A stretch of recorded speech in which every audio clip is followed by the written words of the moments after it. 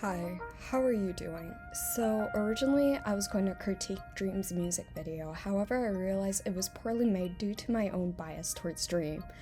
So I decided to hold off on the script. Anyway, I'm going to redirect my attention towards a cute little company called IYeah, don't know if you heard about them, and The Sims 4.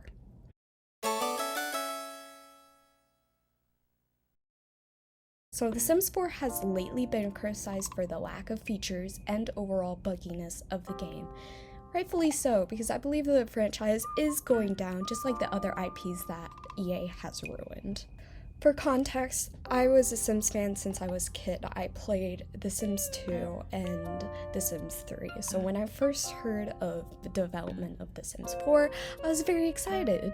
EA came out with a Create a Sim, aka cast demo, which I played over and over again and watched all the trailers. However, my love for the franchise could not prepare me for the awful launch of the game.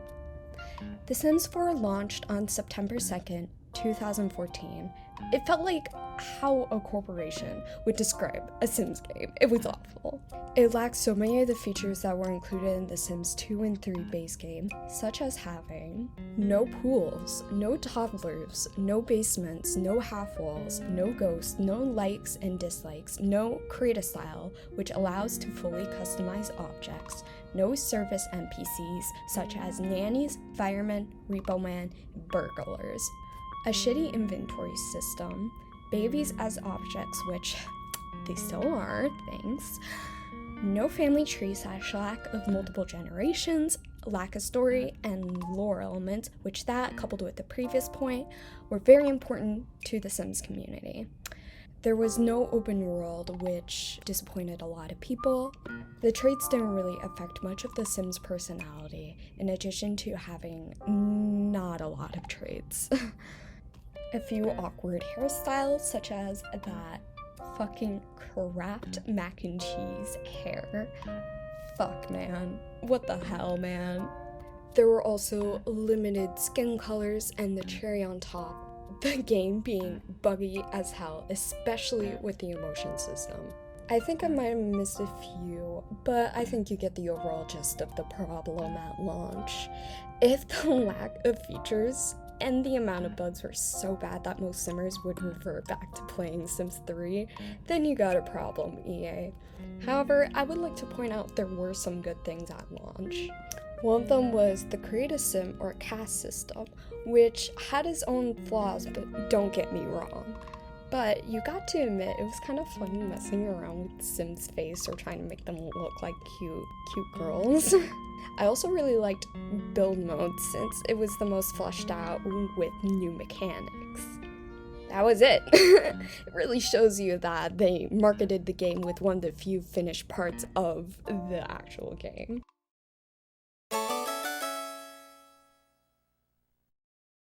So what the hell is Project Olympus? It was basically a very early version of a different Sims game that was meant to be online. However, after SimCity 2013 bombed, people have theorized that EA took most of the assets and code and decided to reuse it for The Sims 4, thus explaining why it's a buggy desert hellscape and why each time the Sims team comes out with a new DLC or patch, it bugs the whole game. The cost of all the DLC, unlike the previous games, isn't really worth it, especially since it's really expensive. So let's calculate the total. Now, there are two base games, the regular one, which is $40, and the deluxe edition, which is $50. There are 11 expansion packs, including the new one, that are $40 each, 10 game packs, which are $20 each, 18 stuff packs, which are $10 each, and 4 kits, which are $5 each. The total is $880 to $890. Now, you may be thinking that, hey, if I'm buying a game almost $1,000, it's gonna be full of features that would improve the gameplay. No, you're wrong. I wish you weren't, but you are. Most gameplay content in each pack can be fully explored in under an hour, and any quote-unquote secrets can be discovered so quickly that it really shouldn't be called a secret. In previous Sims games, gameplay in one expansion pack can interact with another expansion pack. A quick example is The Sims 3 Supernatural that allows occult Sims to change the weather if The Sims 3 Seasons is installed. However, in The Sims 4, there aren't really that many cross-gameplay elements, making the price tag, in my opinion, even more disgusting. I would like to start on some dishonorable mentions. It required the base game to not be buggy, which is not really the case.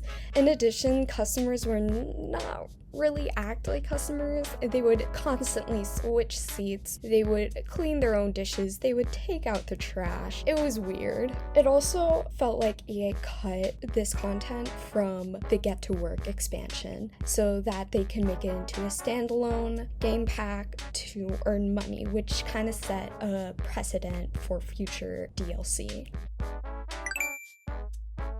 It basically just had cats and dogs, which you could not control. Previous Sims games also had more than just cats and dogs. Like, for example, they would usually have birds, reptiles, hamsters, rats, and in Sims 3, horses. So you would expect to have the next entry to have more than cats and dogs, and it really just shows you that EA wants to squeeze out as little content as possible for the same price. The only good part of the whole thing was the caste system for the pets.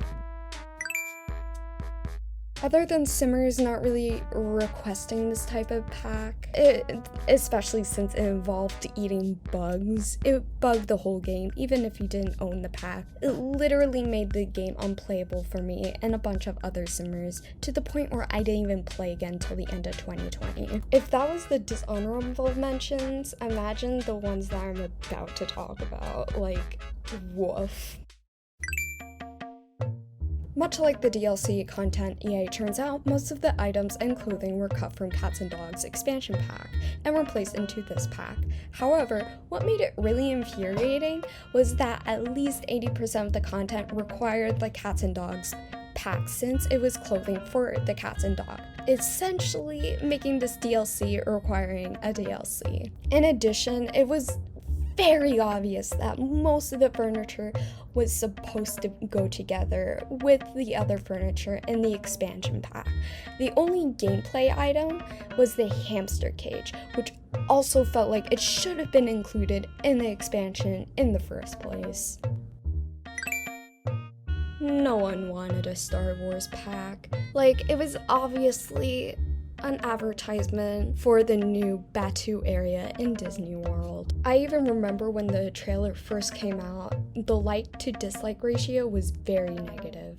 In addition, they didn't really make new aliens. Instead, it was just gloves, stockings, and a mask. There were also no new traits, which is not really surprising since it is now very rare for Sims 4 DLC to even have new ones. The pack bombed so hard that EA had to put it on sale after a few weeks of its release. The introduction to kits felt like EA was just trying to use an excuse for quote-unquote cheaper packs with little content or content that was shelved from other previous expansion packs. People were really mad that the Bust the Dust kit came out as a broken mess. I don't know if she still is, but to be honest, given that the care put into these kits, it doesn't really surprise me that it will stay broken.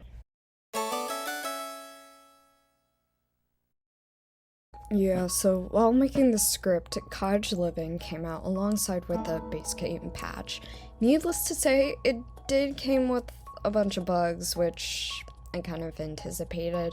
However, one of the major problems that came with this pack wasn't really the bugs, but rather the people having trouble downloading the pack if they purchased it or pre-order it. What people were experiencing was that if you pre-order the pack, you could not really download it, or Origin would not really recognize that you purchased it, even if you had the receipt. One person decided to get a refund. However, in order to do that, they had to purchase the game again and then get refunded. EA responded to them stating that they will be refunded in a week, which, given that the person already had to purchase the game twice, just really shows you of what type of company EA is. In the first 8 hours of the pack's release, EA doesn't really post anything or update the people who bought the pack and were experiencing problems on their Twitter page, and a few who did get a response from the company were not really cooperative. Even though a day later they were very responsive towards Twitter posts, it's just the first few hours of the pack's release people were experiencing the most problems, I believe, and EA could have just responded more maturely, or like responded at the earliest, because they are a major company. They do have the resources to make sure that the pack's release isn't this buggy, and it just,